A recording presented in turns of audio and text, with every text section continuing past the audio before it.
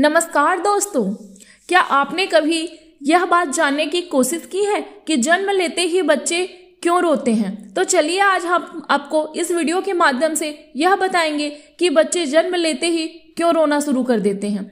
जब कोई बच्चा माँ के गर्भ से जन्म लेता है तो उसका रोना स्वाभाविक होता है, परंतु क्या आपने कभी सोचा है कि जिस बच्चे ने अपनी पहली सांस ली है उसके जन्म लेते ही रोने का क्या कारण हो सकता है? तो मित्रों, हमारे हिंदू धर्म शास्त्रों में वैसे तो इसके पीछे की एक पुरानी कथा की मान्यता है जिसका वर्णन हमें विष्णु पुराण में मिलता है, परंतु इसके साथ ही चिकित्सा जगत में भी चिकित्सीय दृष्टि से इसके पीछे के कुछ कारणों की व्याख्या की गई है। आज हम आपको इस वीडियो के माध्यम से यह बात बताने जा रहे हैं हिंदू धर्म शास्त्रों में वर्णित उस पौराणिक कथा के बारे में जो कि बच्चे के पहले रुदन से जुड़ी हुई है, मतलब जन्म लेते ही शिशु का रोना क्यों जरूरी होता है। नमस्कार मित्रों, स्वागत करती हूं मैं आप सभी का हमारे अपने YouTube चैनल भाग्य दर्पण में। तो मित्रों, अगर आपने हमारे चैनल को सब्सक्राइब नहीं किया है तो आप हमारे चैनल को जल्दी से सब्सक्राइब कर दें ताकि ऐसी वीडियो हम आप तक ज़्यादा पहुंचा सके। तो मित्रों चलिए हम स्टार्ट करते हैं। क्या आपने कभी ध्यान दिया है जन्म के समय जब बच्चे रोते हैं तो उनके रोने की आवाज़ कैसी होती है?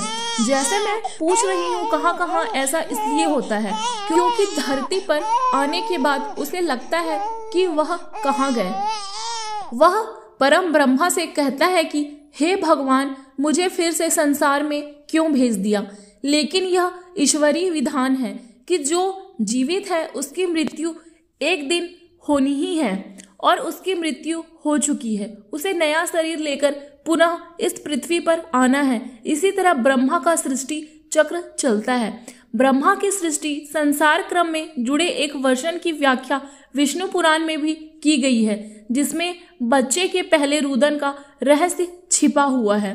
विष्णु पुराण में सृष्टि रचना के समय का जो वर्णन मिलता है उसमें ब्रह्मा जी जब अपने समान पुत्र उत्पन्न करने के लिए चिंतन करने लगे तब उनकी गोद में नील वर्ण वाला एक बालक प्रकट हुआ। यह बालक ब्रह्मा जी की गोद से उतरकर रोता हुआ इधर उधर भागने लगा। ब्रह्मा जी ने उस बालक से पूछा कि तुम क्यों रो रहे हो?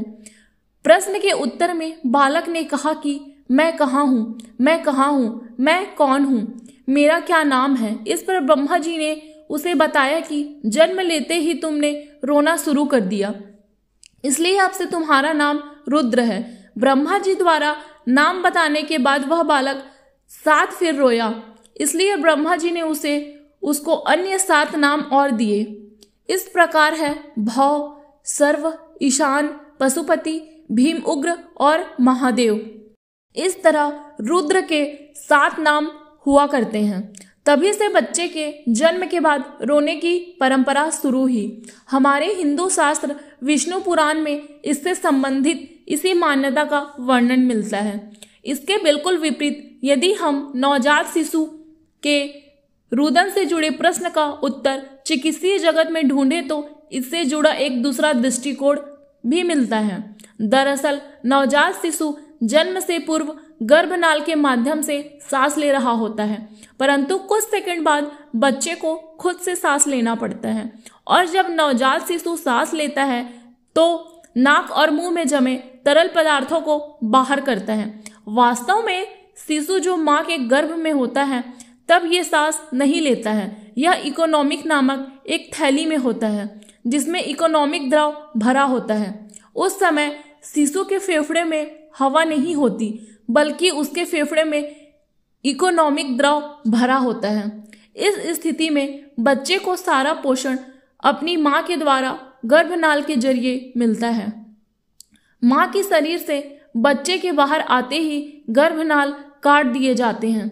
इसके बाद शिशु को उल्टा लटकाकर उसके फेफड़ों में एमनियोटिक द्रव निकाला जाता है जो कि एक जरूरी प्रक्रिया है ताकि फेफड़े सांस लेने के लिए तैयार हो सके। इसके लिए जरूरी है कि बच्चा लंबी सांस ले जिससे फेफड़ों के कोने कोने से एमनियोटिक द्रव निकल जाए और फेफड़ों कार्यात्मक अकी KYL तक हवा आने जाने पर का मार्ग खुल जाता है। द्रव के निकल जाने पर सांस का मार्ग खुल जाता है और वायु का संचार होने लगता है। इन सब के लिए रोने की क्रिया महत्वपूर्ण काम करती है। दरअसल रोते समय बच्चा गहरी सांस लेता है। यही वजह है कि जन्म के बाद अगर बच्चा खुद नहीं रोता है तो उसे हल्की सी चपट लगाकर रुलाया जाता है, क्योंकि यदि बच्चा जन्म के तुरंत बाद न रोए तो इस द्रव के फेफड़ों में होने के कारण बच्चे को ऑक्सीजन नहीं मिल पाएगी और उसकी मौत का कारण भी बन सकती है। क्या आप जानते हैं, जन्म के समय रोने से बच्चे के शरीर में पर्याप्त मात्रा में ऑक्सीजन जाती है, जिससे उसके मस्तिष्क का विकास होता है। वहीं दूसरी ओर यदि कोई बच्चा जन्म के बाद या जन्म में थोड़ी देर से रोता है तो उसके मस्तिष्क में ऑक्सीजन नहीं पहुंच पाता है और ऐसे बच्चे में मानसिक विकास प्रति की आशंका बढ़ जाती है। प्रसव की प्रक्रिया माँ और बच्चों दोनों के लिए बहुत ज़्यादा कष्टदायी होती है। बच्चा बहुत सक्रिय मार्ग से निकलकर दुनिया में आता है। बाहर का वातावरण माँ के शरीर के अंदर मिले वातावरण से अलग होता है। सुरक्षित माहौल से निकलकर मुश्किलों से भरे माहौल में आना भी बच्चों के रोने का एक कारण होता है। नवजात शिशु रोना कितना जरूरी है।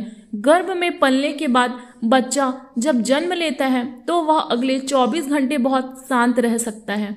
ऐसा इसलिए भी होता है क्योंकि बच्चा बाहर के वातावरण के साथ स्वयं को अनुकूल कर रहा होता है। पहली बार बच्चों का रोना बहुत ज़्यादा जरूरी होता है। अगर बच्चा पहली बार नहीं रोता है तो डॉक्टर उसके स्वास्थ्य से संबंधित जांच करना शुरू कर देते हैं। कई बार बच्चे का ना रोना बच्चे की मौत का कारण भी बन जाता है। यह भी कहा जाता है कि शिशु का रोना इसलिए भी जरूरी होता है क्योंकि वह रोने के माध्यम से ही अपनी ज़रूरतों को बताता है। चिकित्सा विशेषज्ञ ये मानते हैं कि बच्चे के रोने की आवाज़ माँ सो रही होती है तब भी उसे सुनाई दे जाती है। यह एक प्रकृति का नियम जैसा है। स्वस्थ शिशु 25 घंटे में लगभग 3 घंटे तक रो सकता है। कई बार कुछ शिशु उससे ज़्यादा रोने की आदत भी होती है। ज़्यादातर बच्चे सुबह के समय और दोपहर के बाद शाम को रोते हैं, परंतु यदि बच्चा 40 मिनट से 1 घंटे तक लगातार रो रहा होता है तो यह गंभीर बात हो सकती है और इसका परामर्श हमें तुरंत डॉक्टर से करना चाहिए। तो दोस्तों, ये थी जन्म लेते ही बच्चे क्यों रोते हैं, इसका क्या कारण होता है विष्णु पुराण के तहत। उम्मीद करती हूँ आज का ये वीडियो आपको अच्छा लगा होगा और अगर पसंद आया होगा तो आप हमें कमेंट करके जरूर बताएं और हमारे वीडियो को ज़्यादा से ज़्यादा लाइक और शेयर करें। धन्यवाद दोस्तों।